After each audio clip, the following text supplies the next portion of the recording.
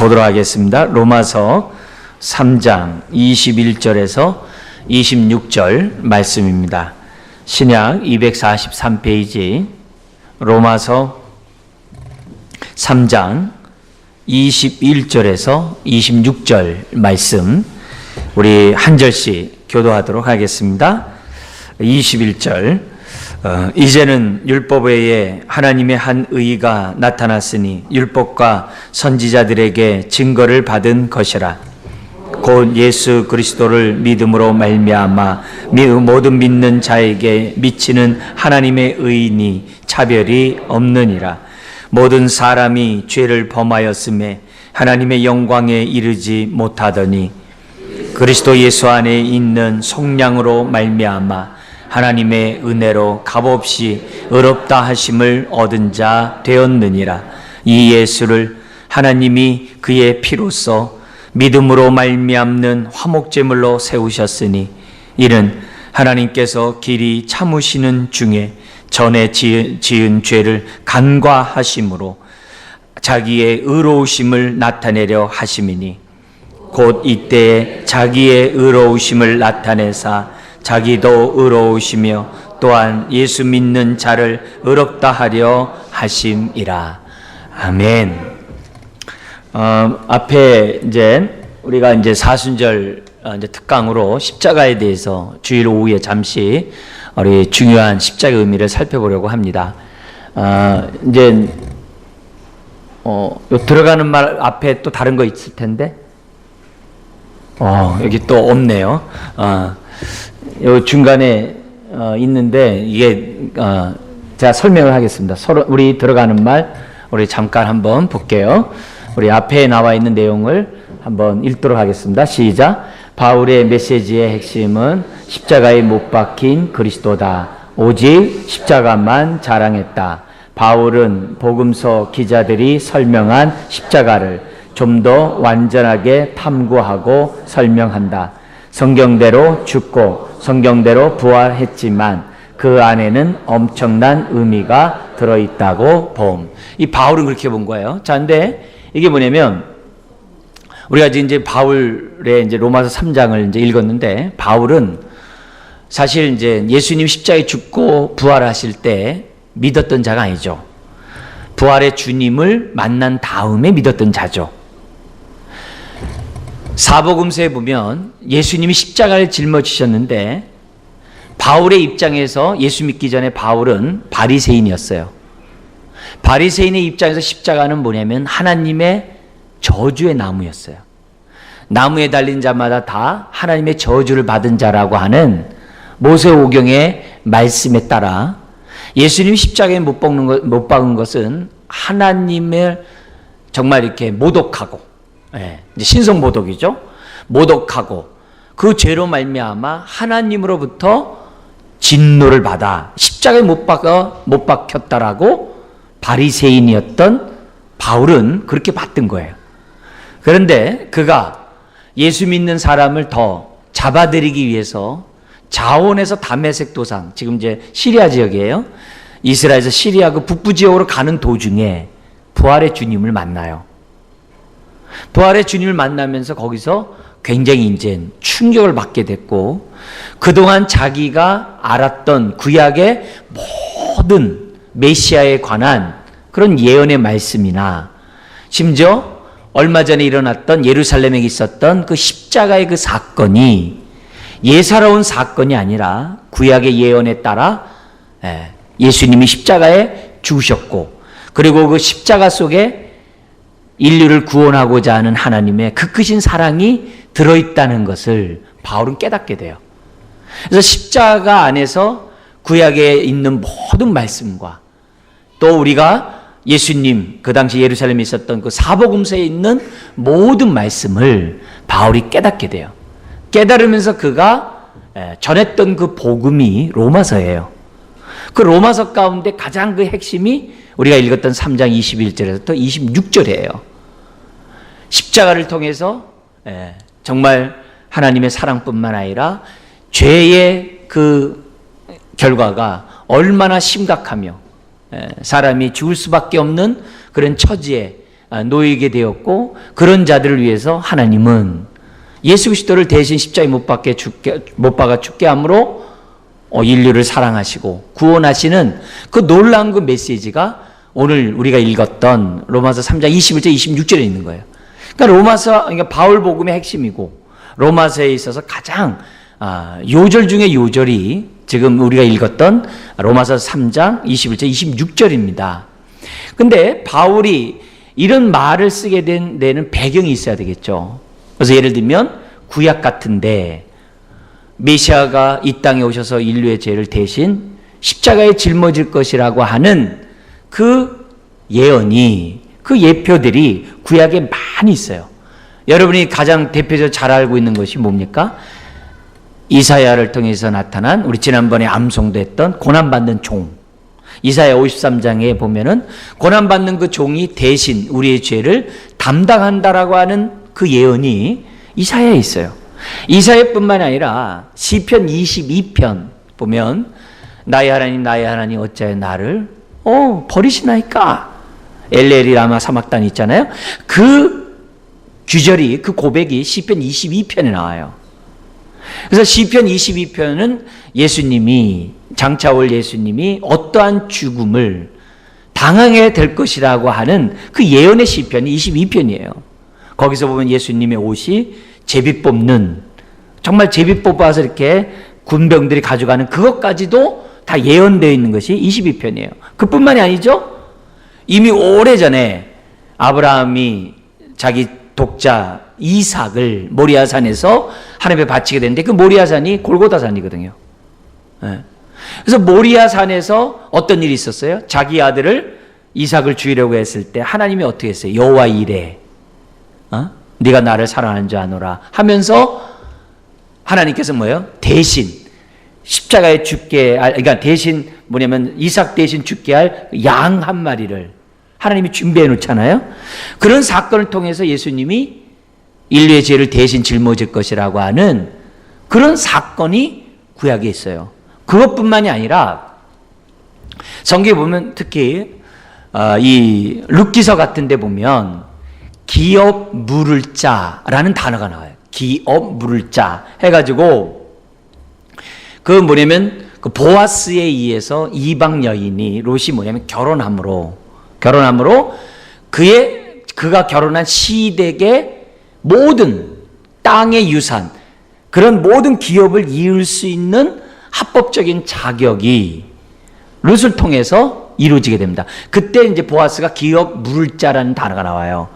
그래서 그 집안에 있는 모든 빚을 탕감해 준다든지, 그 사람이 뭔가 하여튼 뭐 잃어버렸던 그 모든 것들을 대신 이렇게 회복시켜 줄 수 있는 사람을 기업 물을 자라고 그래요. 거기에 뭐냐면 대신 빚을 갚아준다는 그런 개념이거든요.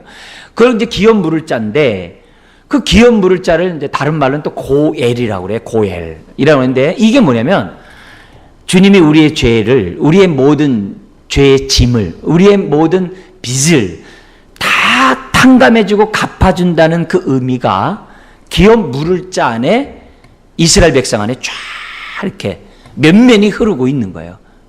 그러니까 제가 지금 네 가지를 말씀을 여러분들이 드렸어요. 이사야의 예언이나 시편의 예언이나 아브라함의 사건이나 그리고 고엘 기업 물을 사상이라든지, 그래서 우리 보아스에 의해서 룻이 저기 뭐냐면은 그 시부모님의 그런 기업을 갖다 이을 수 있도록 이제 자식을 낳게 되고, 거기에서 이제 예수님이 나오지 않습니까? 이제 그런 흐름, 이 모든 게 핵심이 뭐냐면 대신 담당한다는 거예요. 인류의 죄를 대신 담당한다. 우리가 죄라고 얘기하지만은 이 죄라는 단어와 동의어가 뭐냐면 빚을 지다의 빚과 같은 의미예요. 그래서 예수님이 십자가의 죽음으로 우리의 모든 빚을 다 탕감하셨다. 우리의 죄를 다 사했다. 이 같은 단어로 사용하고 있는 거예요. 그런 의미에서 이미 구약에서부터 인류의 죄를 대신 담당시키려고 하는 하나님의 그 크신 뜻이 구약에 있는 거예요. 그리고 사복음서에 들어오면 예수님이 이 땅에 오셔서 보면은 메시아임에도 불구하고 자꾸 자꾸 어떤 길을 가는 거예요? 고난받는 종의 길을 가는 거예요. 다윗의 후손이면 백마를 타고 와서 로마 압제하에 있는 이스라엘 백성을 무력으로 로마로부터 해방시켜서 로마를 지배하고 세계를 지배하는 것이 그 당시 유대인들이 갖고 있었던 하나님의 아들 다윗의 후손 메시아의 기본 개념이었거든요. 근데 주님은 그런 길을 가는 게 아니라 십자가에 대신 짊어지는 고난받는 인자가 이 땅에 온 것을 섬김을 받으려 하며 도리어 섬기러 왔다. 자기 몸을 대속제물로 주기 위해 왔다라고 선언할 뿐만 아니라 그런 삶을 사세요. 그래서 주님은 계속 낮아지고 결국 어때요? 십자가까지 짊어지는 이 사건이 사복음서에 나오거든요. 마가복음 같은 데는 16장이지만 8장에서부터 이 고난을 다루고 있거든요. 십자가의 고난을 다루고 있거든요. 그러니까 그런 사복음서 전체 내용의 그 핵심은 결국 뭐예요? 십자가라는 것을 사복음서가 얘기하고 있는데 바울이 뭐예요? 구약의 예언에 따라 예수님이 이 땅에 오셔서 바로 그 예언을 성취하신 분이구나. 그래서 주님이 십자가에 죽은 것은 인류의 죄를 대신 짊어져서 짊어지신 거구나. 이걸 바울이 깨닫게 되는 거예요. 깨달으면서 제가 뭐냐면 그가 로마서를 쓴 거죠. 이 로마서는 나중에 쓴 거지만 바울 서신의 중에서 나중에 쓰여진 거지만 로마서가 나중에 쓰여지면 뭘 알 수 있냐면은 다른 서신들은 바울이 미리 가가지고 로마서의 내용을 전한 거예요. 그래서 교회를 세웠어요. 그리고 나서 바울이 그 교회를 떠났는데 교회에 여러 가지 문제가 생기는 거예요. 그 문제 가운데 하나는 뭐냐면 로마서를 알고 있음에도 불구하고 삶 속에서 여러 가지 문제를 적용할 능력이 없는 거예요. 그래서 로마서의 내용을 우리들의 삶에 갖가지 많은 문제들이 있잖아요. 그 문제들을 어떻게 적용하는지를 알려주는 것이 바울 서신이에요. 바울이 쓴 편지들이에요, 다. 그렇기 때문에 이들은 뭐냐면은 이 로마서 외에 다른 데는 뭐냐면 이미 로마서 내용으로 그들은 뭐냐면 예수를 믿은 사람들이에요. 교회를 세운 사람들이에요, 다. 근데 나중에 로마서를 쓸 때는 뭐냐면 바울이 그 교회를 간 게 아니거든요. 바울은 로마 교회를 가가지고 스페인을 가기 원했거든요.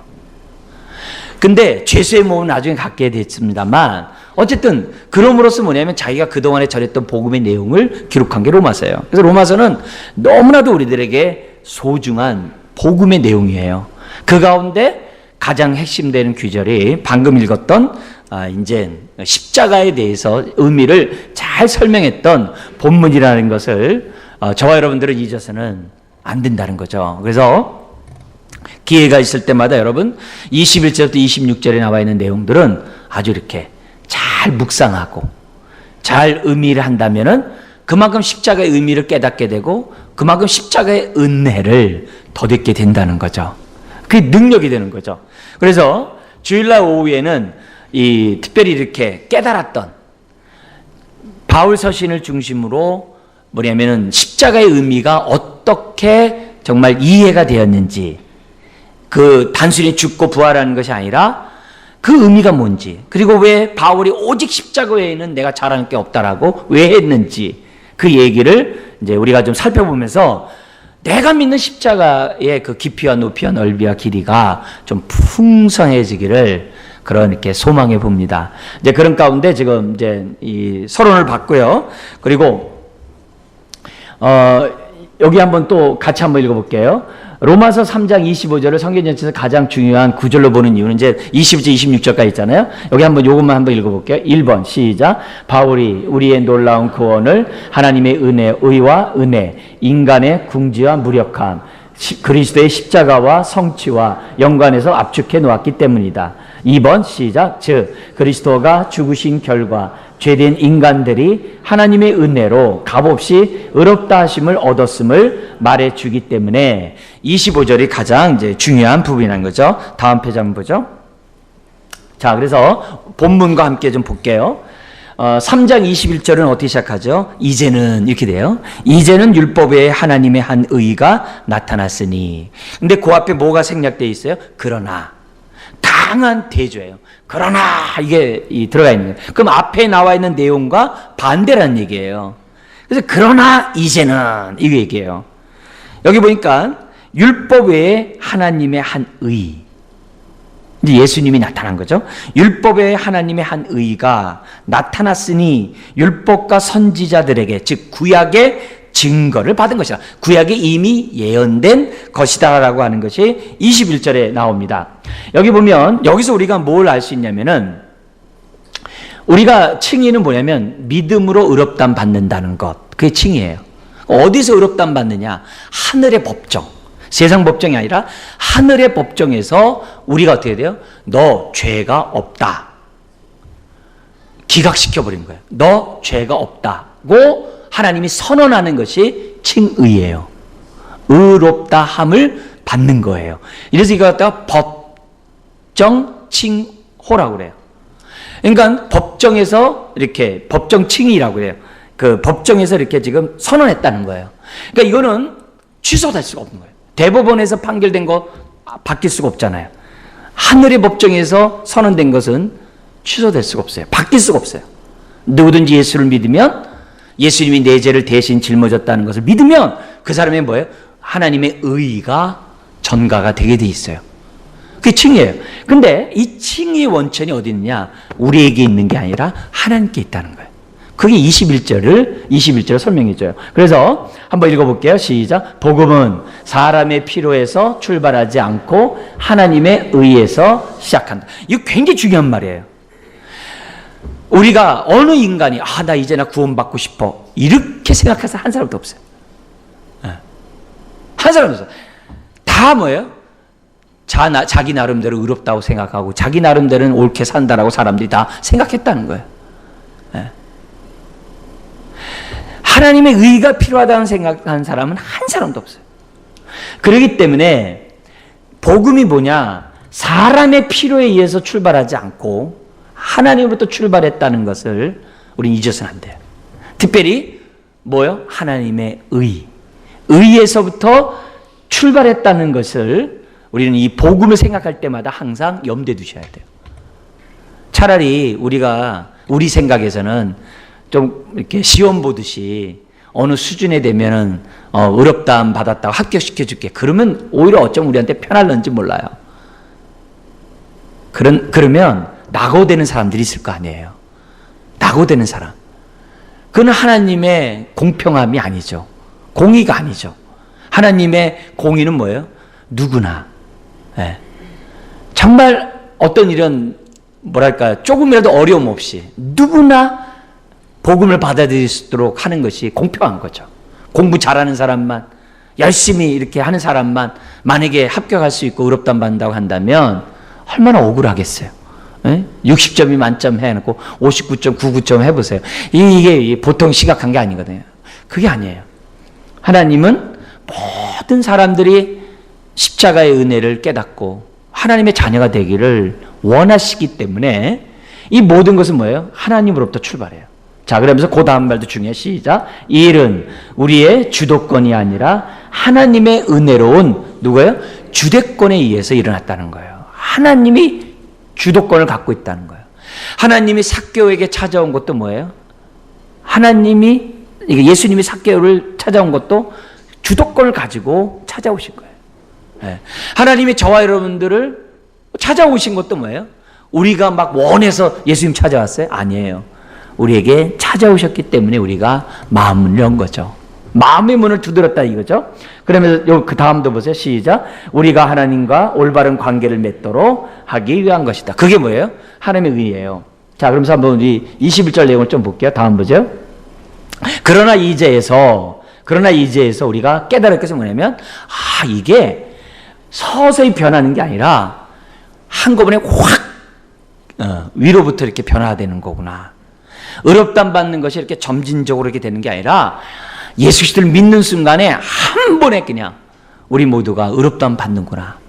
내 마음은 좀 수준이 좀 못 미치고 내 마음은 내가 신앙생활은 내 자신이 나도 만족스럽지 못하고 내가 나를 보더라 한심한다 할지라도 누구든지 예수님이 우리의 죄를 대신 짊어졌다라고 믿는 사람은 어떻게 돼요? 하나님의 의가 그에게 선언된다는 것이 칭의의 핵심이에요. 그래서 이 변화는 뭐냐면 아주 결정적인 이런 변화 속에서 이게 뭐예요? 점진적이 아니라 단번에 이루어진다는 것이 이 안에서 이 메시지 속에서 우리가 살펴볼 수 있다는 거죠. 자, 여기 보면 다음 페이지 한번 보세요. 우리 두 번째 같이 한번 읽겠습니다. 바울은 지금까지 로마서에서 인간 모두는 죄에 빠져 있어 하나님의 진노를 쌓을 뿐이라고 했다. 이 얘기가 뭐냐면 로마서 1장 18절에서부터 시작해가지고 3장 20절까지 우리가 읽기 그 전까지 뭐 얘기했냐면은 의인은 없나니 하나도 없다는 것을 설명해요. 유대인뿐만이 아니라 이방인, 유대인과 이방인 중에서도 도덕군자들, 스스로 바리새인이며 스스로 자기는 도덕군자라고 생각하는 그 모든 사람까지 다 뭐래요? 죄 아래 있다는 것을 설명해 놓은 것이 18절에서부터, 그러니까 정확히 하면 19절에서부터 뭐냐면은 3장 20절까지예요. 그래서 바울은 지금까지 3장 20절까지죠. 로마서에서 인간 모두는 죄에 빠져 있어서 하나님의 진노 아래 있을 수밖에 없다는 얘기를 논리적으로 잘게 설명해놔. 한 예로 뭐냐면 도덕군자들에게는 법 없이 살 수 있다라고 생각하는 도덕군자들에게는 어떤 죄목을 지적하냐면은 남을 비판하고 판단하는 죄목. 나는 당신네보다 내가 더 똑똑하고 의롭고 내가 그 당신네들 하는 이런 모습보다는 난 그래도 낫다라고 생각하는 그 비판하고 판단하는 그 모습을 놓고 누가 하나님의 자리에 앉게 있냐? 라고 하면서 그 사람의 뭐예요? 죄악을 갖다가 지적하는 게 2장 1절 16절에 나와요. 그렇게 함으로써 모든 사람은 의인은 없나니 하나도 없다는 것을 3장 20절까지 설명하는 거예요. 그러면서 이방인뿐만 아니라 유대인조차도 언약 백성답게 살지 못했어요. 심지어 3장 19절에 보면 같이 읽어볼까요? 시작. 하나님 앞에서 핑계할 수 없나니. 예. 이런 모든 것에서 핑계할 수 있는 사람은 아무도 없어요. 오히려 할 수 있는 것은 침묵하고 회개할 뿐이죠. 받아들였으면 좋은데 사람들이 뭐냐면 그러지 못해요. 다음도 보죠. 10번이면 어떻게 불의한 인간이 의로우신 하나님과 관계를 맺을 수 있는가? 이때 관계 얘기할 때 의의를 얘기한다면 의롭다함 받는다는 이 단어가 이제 설명을 몇 가지로 이제 설명해요. 법정적인 용어도 설명하지만 또 다른 설명이 뭐냐면 언약 관계로 설명을 해요. 과거에는 하나님의 자녀가 아니더니 이제는 하나님의 자녀가 됨. 과거에는 우리의 하나님이 아니었는데 이제는 우리의 하나님이 됨. 이런 관계로 설명하는 게 의예요, 의. 예. 그래서 이런 표현을 쓰는 거예요. 그래서 어떻게 불의한 인간이 의로우신 하나님과 올바른 관계를 맺을 수 있는가? 자, 그래서 D번 같이 읽어볼까요? 하나님은 이제 적극적인 해결책을 실행하신다. 그게 바로 뭐예요? 그리스도 보냈다는 거예요. 그래서 그러나 이제는 율법에 하나님의 한 의가 나타났으니 율법과 선지자들의 증거를 받은 것이다 라고 이제 설명하는 거예요. 특별히 여기 또한 나타났다 이런 단어, 그죠? 율법에 하나님의 한 의가 나타났으니 이 한 의도 뭐예요? 하늘 문이 열리고 예수님이 세례를 받고 올라올 때 하늘 문이 열리고 성령이 비둘같이 임하면서 이는 내 사랑하는 자여 내 기뻐하는 자라 하면서 새 시대가 열렸음을 선언하잖아요. 바로 그와 같이 지금 뭐예요? 하늘문이 열리면서 예수님이 구원의 복된 소식, 하나님의 의를 우리에게 주기 위하여 나타났다는 거예요. 다음 보죠. 자, 근데 이런 모든 일들은 아까 우리 서론에서 봤던 것처럼 하나님이 주도권을 가지시고 그것도 뭐예요? 은혜로운 주도권을 가지시고 했다는 것을 지금 성경은 우리들에게 보여주고 있어요. 우리로부터 출발한 게 아니에요. 그래서 새 시대가 나타난 것은 율법의 하나님의 한 의가 나타남으로 새 시대가 열리게 됐다라고 설명해요. 자, 그러면서 이 질문이 이렇게 되는 거죠. 거기서 나오는 게 같이 한번 읽어볼까요? 어떻게 하나님의 의가 공경에 빠진 우리를 구원할 수 있는가? 오히려 하나님의 의가 우리를 정죄했다고 하면 이해가 되는데 하나님의 의가 이놈 너 왜 그렇게밖에 못 살아? 뗐지? 하면서 너 이거 잘못된 네 죄는 이거야. 이렇게 하면 그래 내가 달게 받을 수 있겠죠. 근데 그게 아니라 하나님의 의가 우리를 막 정죄하면 이해가 되는데 오히려 어떻게 돼요? 하나님의 의로 저와 여러분들이 어떻게 돼요? 하나님과 올바른 관계를 맺을 수 있도록 하나님이 은혜를 베푸신다고 하니 이해가 안 되는 거죠. 이해가 안 되죠. 그러나 여기서 3장 21절에서 우리가 어쨌든 그러나 이제라는 그 개념 속에서 중요한 것은 하나님이 주도권을 가지고 우리에게 구원을 베푸셨다는 거예요. 자, 그럼 성경에서 21절에 말하는 하나님의 한 의는 뭐냐? 여기 같이 한번 읽겠습니다. 시작. 로마서 1장 17절에 근거하여 불의한 사람들이 하나님과 의로운 관계를 맺도록 하기 위해 그리고 그들에게 하나님 앞에서 의로운 지위를 부여하기 위해 하나님이 취하신 모든 행동을 하나님의 의라고 포괄적으로 얘기한다는 거예요. 그래서 사실 이런 얘기를 다 들으면은 말이 너무 어려워요. 근데 어렵지만 나중에 뒤에 요 얘기를 쉽게 또 설명한 부분이 있어요. 그때 보시면 저런 의미구나. 여러분들에게 많은 또한 도움이 되리라고 생각합니다. 다음 페이지 한번 보세요. 그리고 아까 얘기했던 언약적인 용어 속에서 하나님의 의는 뭐예요? 관계적 용어라는 이 표현을 여러분 기억하셔야 돼요. 그래서 하나님은 자기 백성이 새 언약 관계로 우리 구약 신약 그러잖아요. 옛 언약 새 언약. 새 언약의 말씀이 신약이잖아요. 근데 그 신약의 말씀을 왜 우리에게 줬느냐? 우리와 그 뭐예요? 새로운 새 언약 백성을 삼기 위해서 신약을 준 거거든요. 그 표현이에요. 그래서 자기 백성이 새 언약 관계로 회복되기 위해 행동하신다는 뜻이다. 자, 그 다음 페이지 보죠.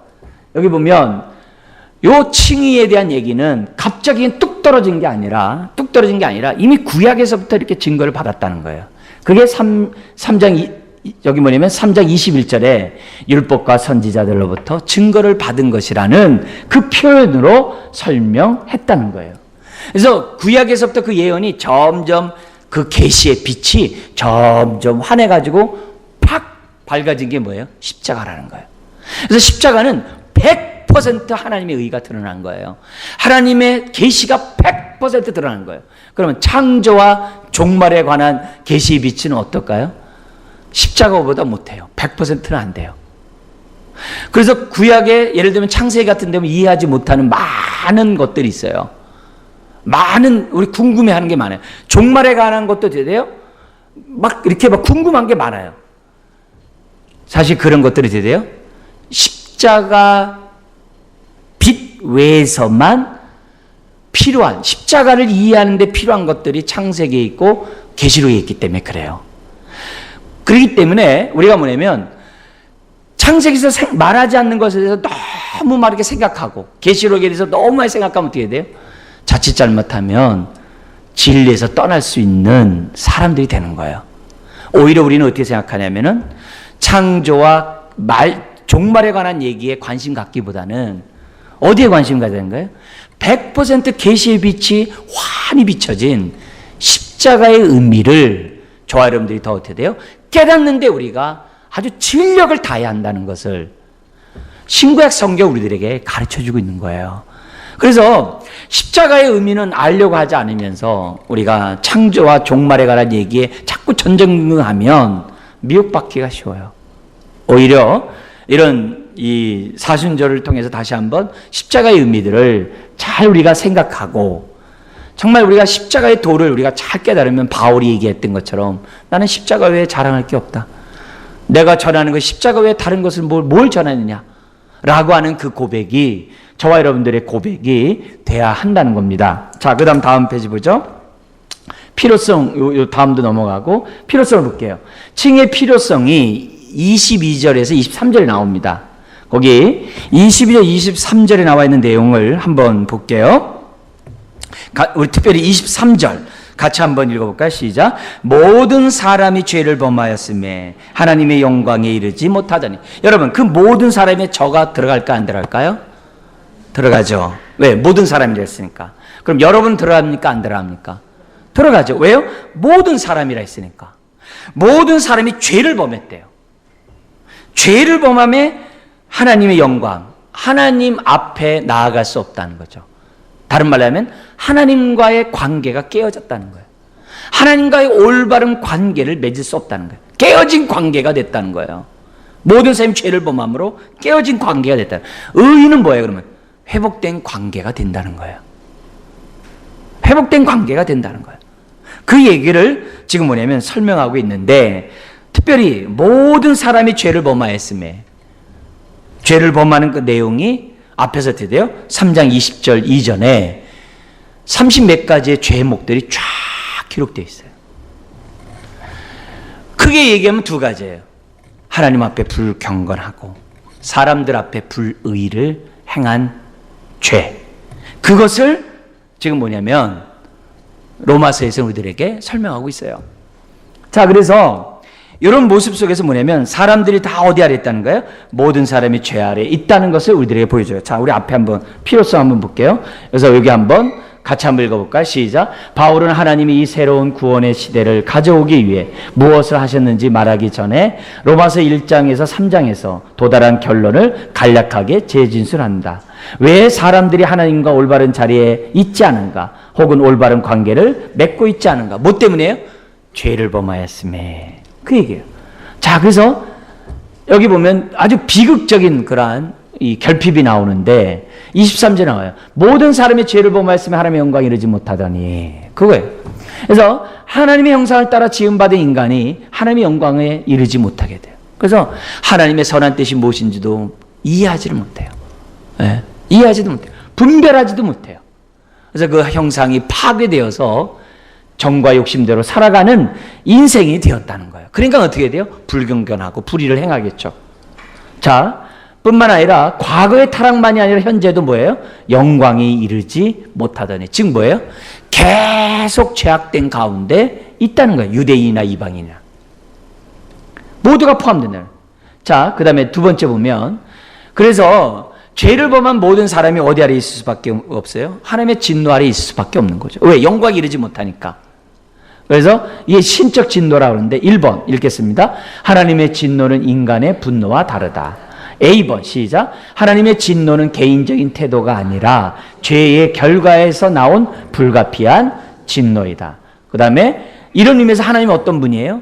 공의 하나님이에요. 무슨 개인의 무슨 감정이 있어서 뭐 이런 쪽이 아니라 아주 공의로운 하나님이 객관적으로 보실 때 모든 사람들이 다 뭐예요? 죄 아래 놓여 있다는 거죠. 그 다음에 두 번째 읽어볼까요? 시작. 하나님의 그 진노와 죄는 그리스도 예수 안에 있는 구속의 그 해결책이 있다는 것이 뭐냐면 24절에 다음 페이지 보죠. 그러면 칭의의 본질이 뭐냐? 여기 보면 세 가지 방법으로 칭의가 뭔지를 우리들에게 이제 바울은 설명하고 있는데요. 첫 번째 한번 보죠. 제가 두 개 얘기했었잖아요. 자, 우선 먼저 첫 번째 한번 볼게요. 이게 뭐냐면 법정에서의 선언이에요. 그래서 칭의는 사면과 제사함이란 개념을 뛰어넘어요. 사면은 우리가 잘못했지만 하나님은 우리의 형 집행을 연기하시고 우리가 마땅히 벌을 받아야 하지만 하나님이 그 벌을 면제 주신다고 말하지만 사면이 그거예요. 다음 보죠. 그러나 칭의는 뭐냐? 고소하는 그 자체가 완전히 기각되었다라고 말하는 게 칭의예요. 왜 그럴까요? 마귀가 우리의 죄를 갖다 참소를 해요. 하나님, 김민희가 이런 죄를 범했대요. 참소를 해요. 그럼 옆에 우리의 변호사이신 예수님이 요한1서 2장 1, 2절에 나와요. 우리의 옆에 있는 변호사이신 예수님이 딱 그런 거예요. 내가 아무개의 죄를 위해서 대신 십자가에 죽지 않았습니까? 그래서 마귀가 기소하는 이 자체가 이루어질 수 없습니다 하면서 어떻게 돼요? 기각시켜버리는 거예요. 그게 칭의예요. 네. 그러니까 우리가 예수 그리스도를 믿는 그 순간에 의의 옷이 딱 입혀져서 네. 하나님이 나를 보실 때마다 어떻게 돼요? 의롭다고 보시거든요. 그래서 마귀가 아무리 우리를 검사처럼 기소한다 하더라도 어떻게 돼요? 기각시켜버려요. 무슨 얘기인지 모르겠다. 네. 무슨 얘기인지 모르겠다. 하나님의 입장에서 보면 혐의가 없음 이게 되겠죠? 무슨 얘기인지 모르겠다. 다 기각시켜버리는 것이 칭의예요. 그래서 고소 자체가 완전히 기각되었다고 말한다. 그래서 A번 시작. 유죄 판결을 내리거나 벌을 부과할 이유가 없다는 거예요. B번 시작. 오히려 칭의는 죄인을 안으시고 품으시는 하나님의 사랑을 강조한다는 거죠. 자, 그 다음 두 번째. 노예시장의 비유가 나와요. 성경에서는 뭐냐면 속량이라는 표현으로 많이 설명하는데, 속량은 뭐냐면 값을 주고 사다, 그런 표현이에요. 그래서 종되었던 자를 값을 주고 삼으로 자유인이 되게 하다, 이제 그런 개념이에요. 근데 사실 우리가 어떻게 돼요? 주님 우리를 사가지고 우리를 종 삼았어요. 근데 그 종은 어떤 종이에요? 흔히 말하는 종이 아니라 자유인인 종이죠. 구약에서 보면은 자발적으로 종된 사람들에게 귀에 뭘 뚫었어요? 이 정도면 다 얘기했네요. 그죠? 졸다가 지금 정신이 번쩍 나는 사람도 있네요. 여기 보면 귀걸이를 뚫었어요. 왜냐면 나는 이제는 자발적으로 이 사람의 종이 되겠다. 귀에 있단 말이에요. 그런 모습이 이 개념 속에 포함되어 있는 거예요.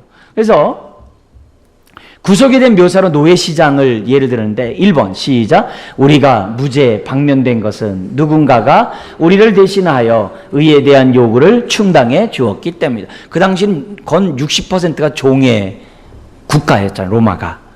이제 그런 가운데 이 종이 돈을 주고 사고 파는 이런 부분이 익숙하거든요. 거기에 따라서 지금 뭐냐면 칭의를 설명하고 있는 거예요.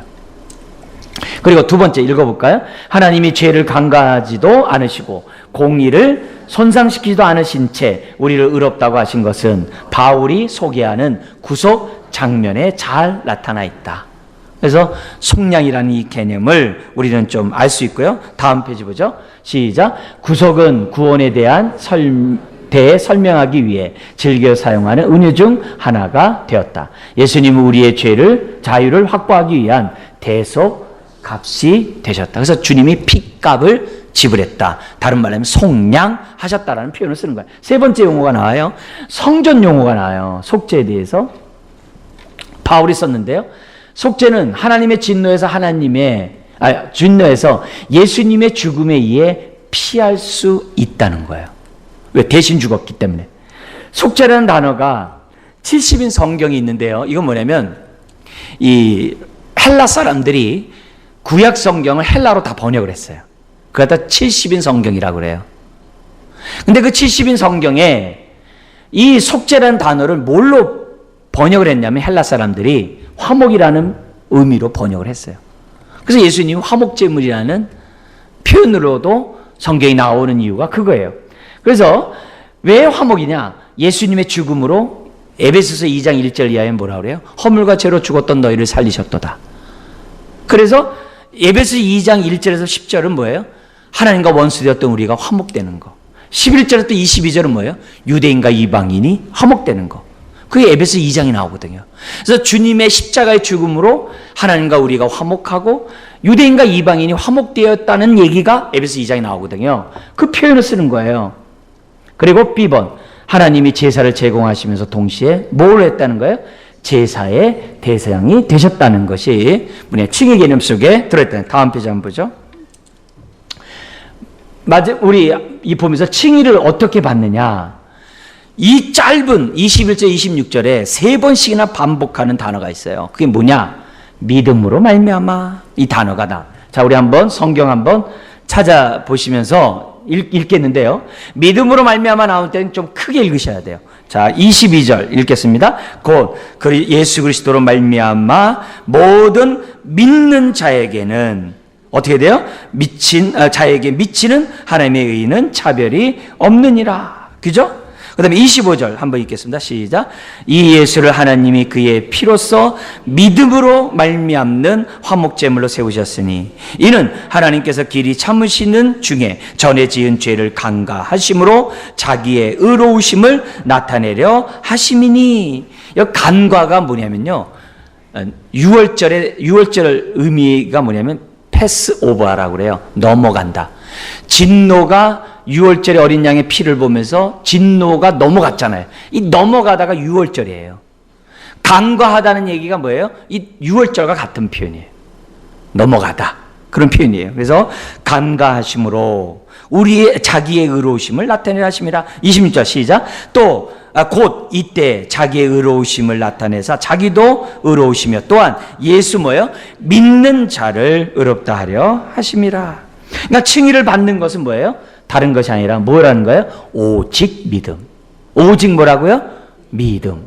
다시 한번 오직 믿음이라는 것을 우리에게 보여줘요. 아이고 그래도 오직 믿음이라 하더라도 뭔가 좀 이렇게 건덕지가 있어야 되지 않나요? 그러지 마세요. 우선 대속의 은혜를 아멘 하면 되는 거예요. 네. 거기에 만약에 뭔가 플러스를 더해야 된다. 예수님을 믿는 것은 충분하지 않다. 그럼 골로새서에 나오는 이단들과 다를 바가 없는 거예요. 네. 그건 아니에요. 아니에요. 오로지 예수 그리스도 한 번 믿으면 되는 거예요. 네. 그 다음에 그 열매가 우리가 행함으로 나타내야 된다는 건 나중 문제예요. 자, 다음 페이지 한번 보죠. 칭의 영광을 한번 볼게요.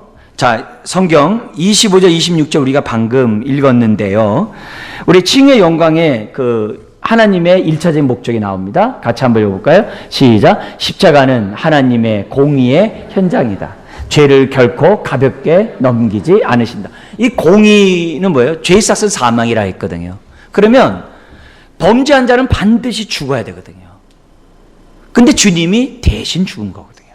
근데 바리새인과 서기관들은 뭐예요? 대신 죽었다는 개념은 모르고 하나님 신성 모독하다가 하나님 앞에 저주받아 죽었다라고만 생각했다는 거예요. 그게 자신들의 죄 때문에 죽은지 모르고. 두 번째, 시작. 십자가는 공의와 사랑의 현장이다. 그 공의는 만족됐잖아요. 근데 대신 죽게 함으로 뭐가 나타난 거예요? 사랑이 나타난 거죠. 감사하죠. 이거 비슷한 게 뭐가 또 있냐면요. 그 아담과 하하가 선악과를 따먹어요. 선악과를 따먹은 다음에 하나님이 어떻게 돼요? 에덴 동산에 추방했죠. 에덴 동산에 추방하면서 하나님이 어떻게 하셨어요? 뭐 털옷을 입혔다. 뭐 그거 좋아요. 그 전에 뭐가 있어요? 화영검으로 에덴 동산을 지켰다 그랬어요. 예? 검이 중심이에요. 그 검이 핵심이에요. 왜? 검을 만약에 그 에덴 동산 지키지 않으면 어떻게 돼요? 흔히 우리가 그냥 논리적으로 생각할 때 죄악 가운데 생명나무 과실을 먹게 되잖아요. 그러면 영원히 구원받을 수 없죠. 화영검으로 지켜야 되는 거죠. 그리고 그 화영검을 뚫을 수 있는 것은 뭐밖에 없는 거예요? 예수님의 십자가밖에 없는 거죠. 그래서 십자가를 믿는 사람만이 생명나무 과실을 먹으리라. 그렇게 하신 거예요. 근데 그 모습이 그건 뭐예요? 에덴 동산 쫓아낸 이 사실이 공이지만 동시에 뭐가 있는 거예요? 하나님의 사랑이 그 안에 포함되어 있는 거예요. 구원하고자 한. 아닌가 다를까 어린 양의 옷을 그에게 입히지 않습니까? 그런 장면들. 세 번째 읽어볼까요? 시작. 그래서 하나님이 의로우시며 예수 믿는 자들을 의롭다고 선포할 수 있다. 얼마나 감사한지 몰라요. 다음 페이지 한번 볼까요? 한 가지 있을 수 있는 반대가 있습니다. 1번 시작. 과거의 죄를 간과하신 것은 하나님이 무관심하거나 공의롭지 못한 것이 아니라 뭐 했다고요? 참으신 거예요. 어느 때까지요? 십자가가 나타날 때까지. 감사하게도 히브리서 11장에 보면은 예수님이 태어나기 이전에 있는 많은 믿음의 선진들이 어떻게 죽었느냐? 대속의 은혜를 베푸실 것을 믿음으로 바라보고 죽었지만 증거는 보지 못했다고 그래요. 왜요? 예수님 전에 죽었으니까. 그러나 신약에 있는 사람들은 그 증거를 보고 믿었다라고 히브리서 11장에 딱 설명을 해요. 그러니까 신약에 있는 사람들, 저와 여러분들은 뭐예요? 그 증거를 보고 믿는 자들이에요. 그래서 갈라디아서 3장 같은 데는 십자가가 밝히 증거되었거늘 어찌하여 이렇게 나오는 거야, 바울이.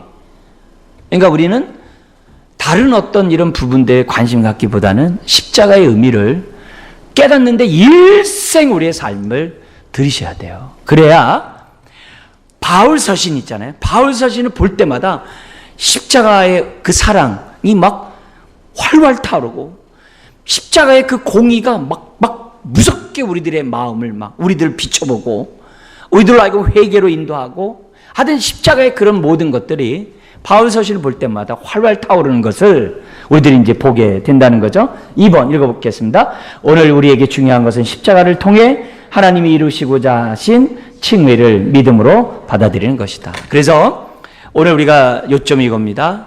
우리가 십자가, 그거는 우리에게 베풀어 주신 정말 놀라운 은혜, 측량할 수 없는 은혜, 과분한 은혜죠. 그래서 우리는 십자가를 볼 때마다 뭘 봐야 되냐면 하나님의 의의를 생각해야 합니다. 하나님의 의를 생각해야 돼. 그 의는 오직 믿음으로만이 의롭다함 받는다는 확신을 저와 여러분들이 십자가를 바라볼 때마다 가져야 됩니다. 그래야 사순절을 지내는 의미가 있는 거예요. 여러분, 그 십자가가 여러분의 심령에 온전히 밝히 드러나기를 주의 이름으로 축원합니다. 기도하겠습니다. 하나님 아버지, 우리로 하여금 십자가를 믿음의 눈으로 바라보게 하시고, 모세가 광야에서 노뱀을 들므로 그것을 바라보는 자들이 불뱀에 물렸지만 다 살아났던 것을 우리는 압니다. 동일한 그 은혜가 오늘도 믿음의 눈으로 십자가를 바라볼 때 우리의 모든 죄가 사라지고, 모든 죄로 말미암아 오염된 그 모든 독들이 다 깨끗이 씻겨지게 됨을 믿습니다. 주여, 이것은 우리의 노력이 아니라 하나님으로부터 출발된, 하나님으로부터 전가된 하나님의 의인 줄 믿습니다. 자랑할 게 없고 오직 은혜를 찬미할 뿐임을 고백합니다. 사순절 우리가 십자가의 의미를 더욱더 깨닫기를 원합니다.